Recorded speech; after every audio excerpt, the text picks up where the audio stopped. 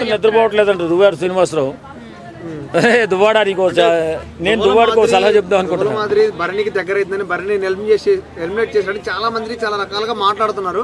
అది నిజం అనుకుంటున్నారు. అయితే ఉండొచ్చు, ఎందుకంటే బిగ్ బాస్ షో ఒకరినొకరితో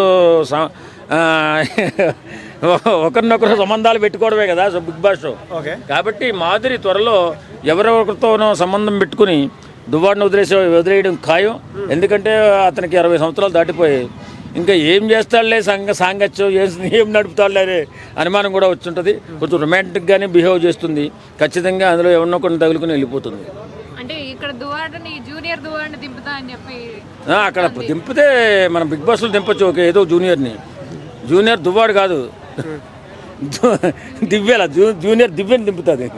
ఎందుకంటే ఆ ప్రవర్తన అలా ఉంది. ఆ అరుపులు, కేకలు, వెకిలి చేష్టలు, వెర్రి నవ్వులు ఏంటండి ఇది? అంటే అంత విమర్శతో వచ్చి అంత పేరు తెచ్చుకొని మళ్ళీ ఆయన దగ్గర ఉంటూ మళ్ళీ వేరే వాళ్ళ దగ్గరికి ఎందుకు వెళ్తుంది అంటారు? ఎందుకు వెళ్తుందా? ఆయన దగ్గరికి ఎందుకు వెళ్ళిందంట? అమెరికాలో ఉద్యోగం చేస్తున్న భర్త నెల బోల్డ్ అనే డబ్బులు పంపిస్తుంటే కొవ్వెక్కి వెళ్ళింది కదా, అలాగే వెళుతుంది. ఈవేళ దువ్వాడ శ్రీనివాస్ తగిలాడు, రేపొద్దున ఇంకొక వాడ శ్రీనివాస్ తగులుతాడు. ఎవరి తగిలినా బాగుంటాడు, వయసులో ఉంటాడు, డబ్బు ఉందంటే వెళ్ళిపోతుంది.